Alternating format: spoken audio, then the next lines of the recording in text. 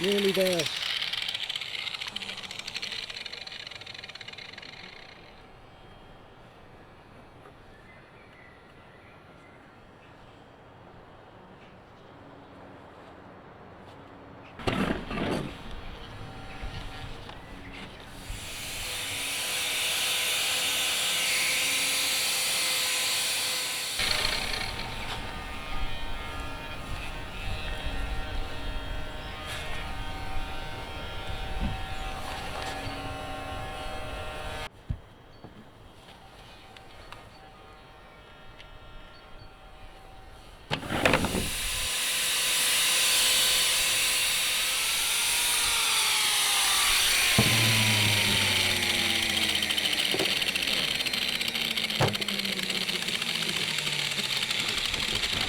Awesome. That's it, all the way around.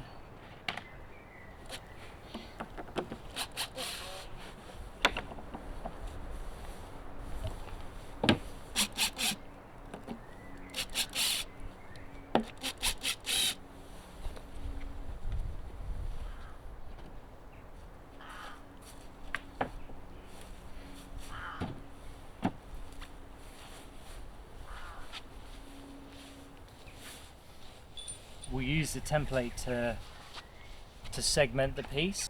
You can leave those on, measure out marks and rotate the template round and create marks equal space all the way around. So if you're putting a grid on, it's only if we're doing a geometric texture rather than using like what's naturally in the wood to inform. And we weren't sure whether this was going to be captured in the top surface, but it is just perfectly. So ended up being a good chunk that was intact. Yeah. Yes, and around the other side.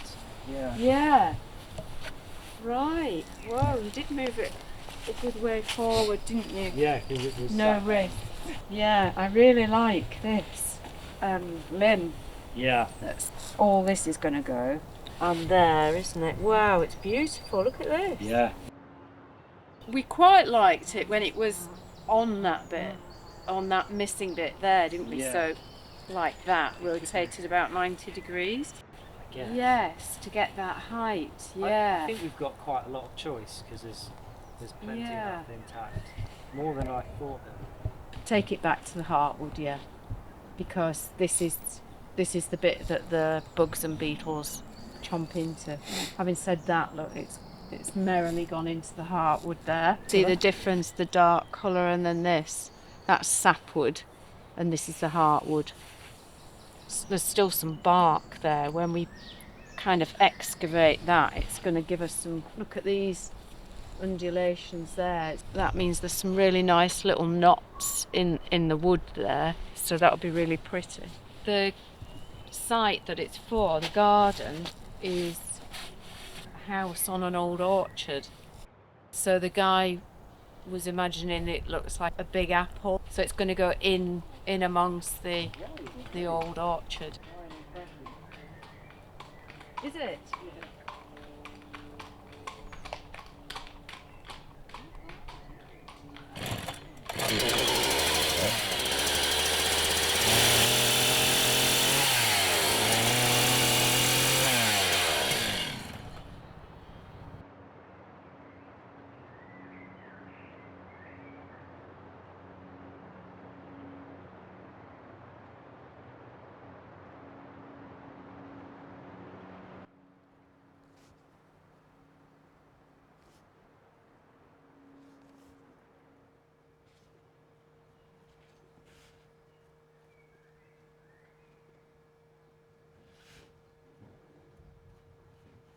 So I am drawing on the lines that will guide the carving, and I'm drawing the high points.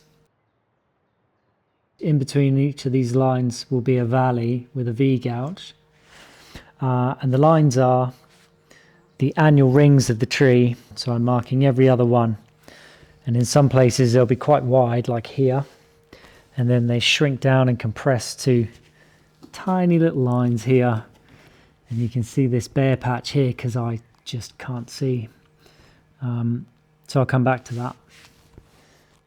So that's been taken away because that's sort of the natural shape of the tree. So all we've done there is remove the bark and the sapwood, and that's what's left behind. So once we've got these lines on, there'll be one line that is a continuous line all the way around this shape, and we'll push this up to that line, and it will be a nice flowing edge.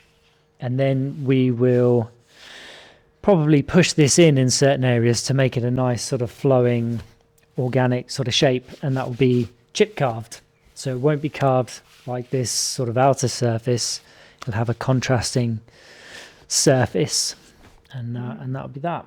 Generally what we're trying to avoid is any sort of flat areas. So at the moment this area is quite flat, and you've got these lovely sort of curvy flowing areas. So this will probably push in more here, and then maybe come out and then push in again, so that the light just hits it and it's a nice flowing curved area, rather than the light hitting it and you seeing a flat. And we'll just do that by eye. We'll just look at it and think, right, well, where do we need to push it in? Where is it okay?